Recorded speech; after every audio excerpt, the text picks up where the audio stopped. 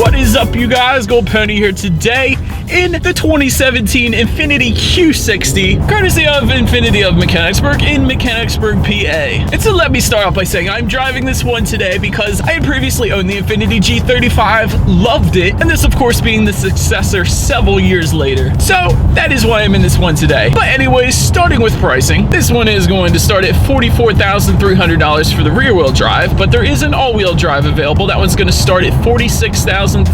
And so powering the Q60 is going to be a 3-liter twin turbocharged V6. There is a red sport. That's a completely different animal though, so that's going to be a different video. But anyways, with this particular one I'm in today is going to put out 300 horsepower at 6,400 RPM and 295 pound-feet of torque available at a very low 1,600 RPM, thanks to the twin turbos, of course. And power is going to be sent to the wheels through an electronically controlled 7-speed automatic with manual shift mode and downshift rev matching as well. But then another thing, as soon as I jumped in this one, I immediately noticed there were different drive modes. So to start, there is the snow driving mode, there is eco, there's standard, and there's sport. And then the last mode is called personal. You can basically adjust it however you want. But I will say, when you put it in the sport driving mode, which is what I just did, it did just immediately downshift for me, which tells me that it's going to hold the RPMs at a much higher level. And I can tell you it's also going to adjust throttle response and steering sensitivity as well. It is a very crisp steering feel when you put it in sport driving mode, and it immediately sends you in the direction that you want to go. Definitely pretty awesome there. Anyways, I don't think I've mentioned it yet to you guys. As far as the miles per gallon goes, for the rear wheel drive, it's going to come in at 19 in the city, 28 on the highway. And then for the all-wheel drive, that's going to come in at 19 in the city, 27 on the highway. I'm just checking out my visibility here, and actually I'm loving it. Sometimes with coupes you run into hindered visibility, but with this one I can see perfectly fine out my rear view mirror. So you definitely have no complaints from me in this one. But now, you guys, since I have not done it yet, let me do a quick little acceleration here with it in sport driving mode. We'll see how quickly we can get the Q60 here up to speed. Oh my gosh. Holy crap. I do not remember this car being that fast. That was freaking amazing. I gotta say, you guys, I can 100% feel it in my stomach on that acceleration, which you gotta love being a car guy. So I gotta say flat out, if you wanted to have fun on the weekends, this is your car. And if you didn't, put it in eco mode, and this is still your car. And I gotta say, I did just put it in eco mode. And by the way, to adjust those driving modes, there is a button located behind the shifter there. And when you adjust them, there are gonna be different visuals up on the screen front and center here, letting you know which driving mode you're in. And I will say, I just put it in eco, and there is a much looser steering feel, which I guess makes sense. It is eco mode. But that is the very first thing I noticed when I put it in that driving mode. And the second thing is the pedals adjusted. So there's gonna be much less of a throttle response as well, like I mentioned earlier. But anyways, enough with the driving dynamics. Let me move on to the exterior a little bit here. And so up front to the sides, there are automatic LED headlights with daytime running lights, of course, and front LED fog lights as well. It's pretty freaking sweet. Then moving around to the side, the aerodynamics of this one definitely look awesome. Infiniti claims a low coefficient of drag and zero lift in the front. And also there are front door handle courtesy lights when you open the door at night. That's pretty nice as well. But then looking down to the wheels, as far as the standard wheel setup goes, it comes with 19 by 9 inch split 5-spoke aluminum alloy wheels with all-season run flat performance tires, and behind those wheels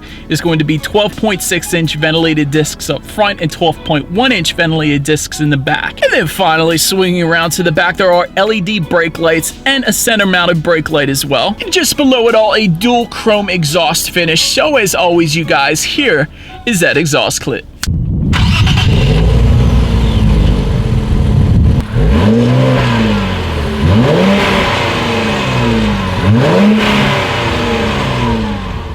But now, since we are around back, the cargo capacity on this one is going to come in at 8.7 cubic feet. There are fold-down rear seats in case you needed a little extra space as well. But then, moving up to the back seats, the rear legroom comes in at 32.4 inches. And quite honestly, for a 2+2 seater, that really isn't that bad. I used to haul my friends around in my G35 in the back seat. We made it work. And so, but anyways, for reference, I'm an even 6 feet tall. This is how much space I had going on back there. And I will also mention, for the rear passengers, there are 2 cup holders in the middle as well. So that's pretty cool.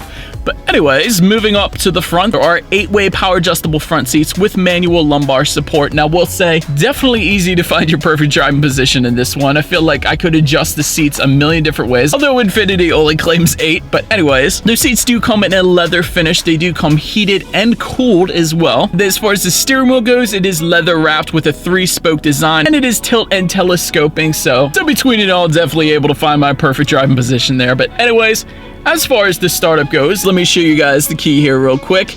There is lock, unlock, and of course I got my little remote start at the very top there, if you guys can see that. So that'll start the car up on cold days, so you don't have to go out there. It'll be all warm and ready for you when you finally get in the car. But anyways, this is keyless entry, so put that key in your pocket or put it anywhere in the vehicle. Put your foot on the brake, press the engine start button, then upon startup, the gauges are going to do a full sweep. As far as the gauges go, I'm definitely a fan of the purplish bluish hue that they got going on in the background there. It's pretty nice. And of course, there's a bunch of different information you can scroll through in the middle of those gauges as well. For instance, it's telling me it's freaking cold out today, being that it's 32 degrees, so it is literally freezing here in Pennsylvania, which makes sense in December. But anyways, on this screen, you're going to be able to see things like your average miles per gallon. There's also going to be a compass letting you know what direction you're going. Then there's your different radio settings, safety information, along with the tire pressure monitoring system for each individual tire. That's not on every vehicle. That's pretty cool. It's also going to let you know how many miles you have left until you need to get your oil change, which is definitely an awesome feature, because what you're going to end up realizing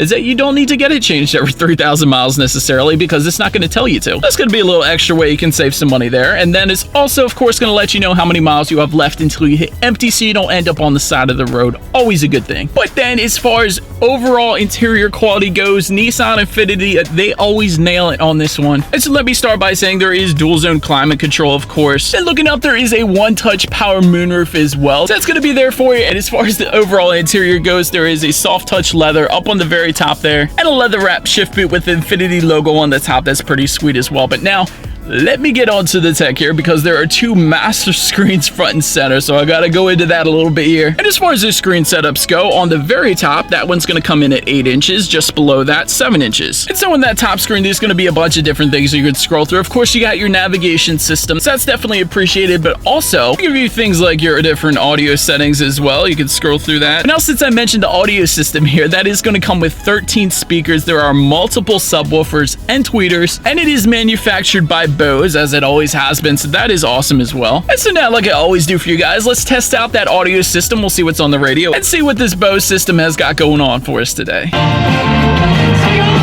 Little Christmas music for you guys there. Anyways, the Bose system is super loud, super clear. There's definitely enough bass when there's multiple subwoofers as well. I remember that from my old car, so huge fan of the Bose system there. Then, like I was saying, there is another 7-inch screen as well. So where you're going to be able to view traffic information if you needed it, and then also how you're driving, so your average fuel economy, that's going to be on there as well. And there's a cool little button called Where I Am. If you get lost, it's going to tell you exactly where you are there. And actually, there's a bunch of other stuff on that lower screen you can scroll through as well. And by the way, it is all touchscreen as well. There's also a performance meter, so it's going to tell you things like your fuel consumption, of course, but also your G-force statistics as well. So that's pretty freaking sweet there. And you can view a compass up on that screen, or a clock as well. So I think I'm just going to set it on the clock, and that is a big old digital display there. So that is pretty freaking cool. Anyways, last thing I wanted to mention to you guys is there is a camera setup here, and that's going to actually give you a bunch of different angles, not only a reverse camera, but also an aerial view, so you can see everything around the vehicle. It's going to give you a front view, it can also give you a side view, and also a more wide angle view for when you're backing up as well. So definitely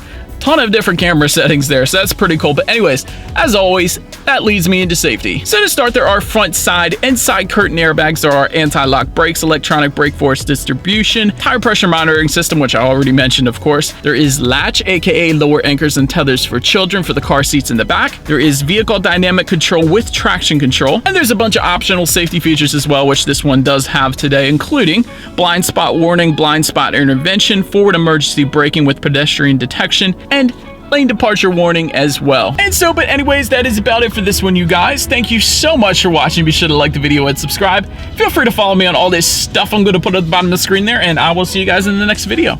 Stay gold.